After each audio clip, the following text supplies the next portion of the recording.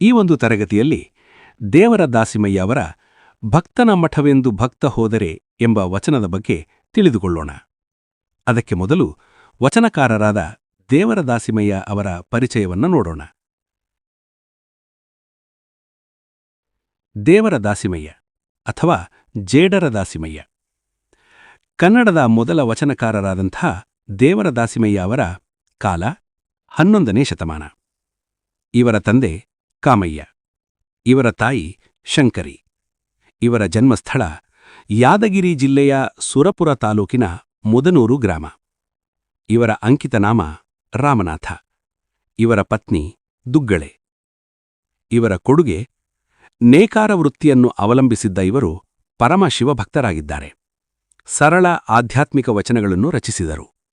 ಇವರ ವಚನಗಳು ಸಂಕ್ಷಿಪ್ತ, ಸರಳ ಮತ್ತು ಸತ್ಯ, ಭಕ್ತಿ, ಕಾಯಕದ ಮೌಲ್ಯಗಳನ್ನು ಒತ್ತಿ ಹೇಳುತ್ತವೆ. ದಾಸಿಮಯ್ಯ ಅವರು ಕಲ್ಯಾಣಿ ಚಾಲುಕ್ಯ ದೊರೆ 2ನೇ ಜಯಸಿಂಹನ ಆಳ್ವಿಕೆಯಲ್ಲಿ ವಾಸಿಸಿದ್ದ ಇವರು ಬಸವಣ್ಣನವರಿಗಿಂತ 100-150 ವರ್ಷ ಮುಂಚೆ ಜೀವಿಸಿದ್ದರು. ಇವರ ವಚನಗಳು ಬಸವಾದಿ ಶರಣರಿಗೆ ಸ್ಫೂರ್ತಿಯಾದವು. ಸಾಮಾಜಿಕ ನ್ಯಾಯ, ಸಮಾನತೆ ಮತ್ತು ಶಿವಭಕ್ತಿಯನ್ನು ಒತ್ತಿ ಹೇಳಿದ ದಾಸಿಮಯ್ಯ ಕನ್ನಡ ಸಾಹಿತ್ಯಕ್ಕೆ ಅಮೂಲ್ಯ ಕೊಡುಗೆ ನೀಡಿದ್ದಾರೆ. ಈಗ ಭಕ್ತನ ಮಠವೆಂದು ಭಕ್ತ ಹೋದರೆ ವಚನದ ಸಾರಾಂಶವನ್ನ ತಿಳಿದುಕೊಳ್ಳೋಣ. ಯಾವುದೇ ಒಬ್ಬ ಭಕ್ತನು ಇನ್ನೊಬ್ಬ ಭಕ್ತನ ಮಠಕ್ಕೆ ಹೋದಾಗ ಆ ಮಠದ ಭಕ್ತನು ತನ್ನ ಮಠಕ್ಕೆ ಬಂದಂತಹ ಭಕ್ತನನ್ನು ಅಹಂಕಾರವಿಲ್ಲದೆ ಆದರದಿಂದ ಸ್ವಾಗತಿಸಬೇಕು. ಅಂದರೆ ಅತಿಥಿಯಾಗಿ ಬಂದಿರುವ ಭಕ್ತನಿಗಿಂತ ತಾನು ದೊಡ್ಡವನು ಎಂದು ಭಾವಿಸದೆ ಅವರಿಗೆ ಗೌರವಾರ್ಥದಿಂದ ತಲೆಬಾಗಿ ಮುಂದಕ್ಕೆ ಹೋಗಿ ಅವರನ್ನು ಎದುರುಗೊಂಡು ಸ್ವಾಗತಿಸಬೇಕು. ಬಂದಂತಹ ಅತಿಥಿ ಭಕ್ತನಿಗೆ ನಮಸ್ಕರಿಸಿ ಪ್ರೀತಿಯಿಂದ ಕೈಹಿಡಿದು ಕರೆದುಕೊಂಡು ಬರಬೇಕು. ಬಳಿಕ ಅವರಿಗೆ ವಿಭೂತಿಯನ್ನು ನೀಡಿ ಅವರ ಪಾದಗಳಿಗೆ ನೀರನ್ನು ಹಾಕಿ ಪಾದಾರ್ಚನೆ ಮಾಡಿ ಪೂಜಿಸಬೇಕು. ನಂತರ ಸರಿಯಾದ ಸಮಯದಲ್ಲಿ ಲಿಂಗಪೂಜೆಯನ್ನು ಮಾಡಲು ಅವರಿಗೆ ಅವಕಾಶ ಮಾಡಿಕೊಡಬೇಕು. ಹೀಗೆ ಅತಿಥಿಯಾಗಿ ಬಂದಿರುವ ಭಕ್ತರಿಗೆ ಗೌರವ ತೋರಿ ನಂತರ ಅವರಿಗೆ ಪ್ರೀತಿಯಿಂದ ಆಹಾರವನ್ನು ನೀಡಿ ತಾವೂ ಸಹ ಅಲ್ಪ ಆಹಾರವನ್ನು ಸ್ವೀಕರಿಸಿ ನಮ್ರತೆಯಿಂದ ಇರುವವನೇ ನಿಜವಾಗ ಭಕ್ತ. ಆದರೆ ಭಕ್ತಿಯನ್ನು ತಿಳಿಯದ ಮಹಾಪಾಪಿ ಜೀವಿಗಳು ನಾಯಿಯ ಹಾಗೆ ಕಚ್ಚುತ್ತಾರೆ ಮತ್ತು ಬೊಗಳುತ್ತಾರೆ. ಕಸ್ತೂರಿ ವಾಸನೆಯನ್ನು ಕತ್ತೆಯೂ ಬಲ್ಲುದೆ. ತೊತ್ತಿನವಳು ಅಂದರೆ ದಾಸಿ, ವೇಶ್ಯೆಯಾದವಳು ಗುರುಗಳು, ಹಿರಿಯರು ಮತ್ತು ಶ್ರೇಷ್ಠರು ಎಂಬುದನ್ನು ಬಲ್ಲಳೆ.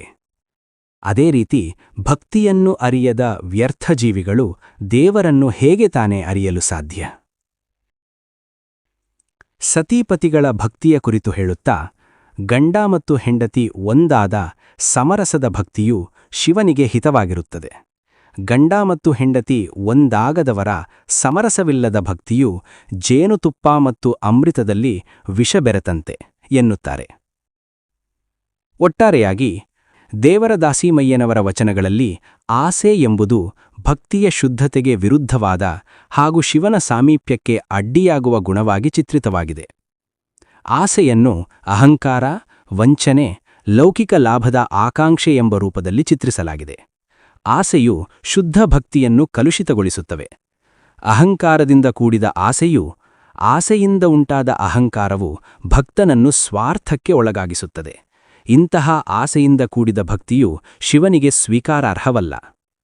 ಆಸೆಯಿಂದ ಕೂಡಿದ ಭಕ್ತಿಯನ್ನು ಶಿವ ಸ್ವೀಕರಿಸುವುದೂ ಇಲ್ಲ. ಆಸೆಯು ಭಕ್ತನನ್ನು ಶಿವನಿಂದ ದೂರವಿಡುತ್ತದೆ, ಏಕೆಂದರೆ ಅದು ಶುದ್ಧತೆಯನ್ನು ಕಸಿದುಕೊಳ್ಳುತ್ತದೆ. ಆಸೆಯಿಂದ ಕೂಡಿದ ವಂಚನೆಯು ಭಕ್ತಿಯನ್ನು ಕೇವಲ ತೋರಿಕೆಯ ಕೃತಿಯನ್ನಾಗಿಸುತ್ತದೆ. ಇದು ಶಿವನಿಗೆ ಒಪ್ಪಿಗೆಯಾಗದ ಕೇವಲ ಬಾಹ್ಯ ಕೃತ್ಯವಾಗಿರುತ್ತದೆ ಎಂದು ದೇವರ ದಾಸಿಮಯ್ಯ ಅವರು ತಮ್ಮ ವಚನಗಳಲ್ಲಿ ತಿಳಿಸಿದ್ದಾರೆ.